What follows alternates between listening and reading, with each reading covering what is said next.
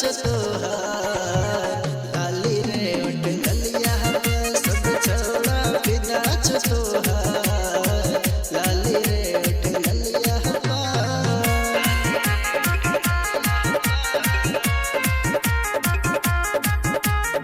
Music by Amit Tiwari. निकल गोरी जब घर से बाहरिया सब क्या के तोहरे पार रहे छो नजरिया कोई कहे छो रानी कोई कहे दिल जानी बुढ़बो पे दिल अटकल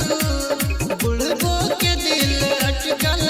छो तोहरा टिकुलिया पा सब छोड़ा आई है छोड़ा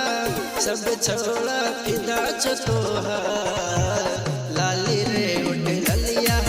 सब छोड़ा फिदा छ तोहार लाली रे उठ गलिया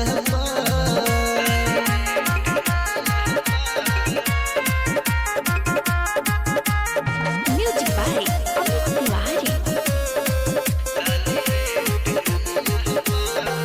सारे कोढ़निया चढ़ल छोगे जवानिया सब बनावल चाहो तोरे के कनिया कोई मांगे छो दिल गे कोई कहे छो मिल गे एक दीप से भाई के लो एक रागिन भाई के लो तोहर मीठी मीठी बोलिया पर सब छोड़ा आई है छोड़ा सब छोड़ा फिदा छ तोहार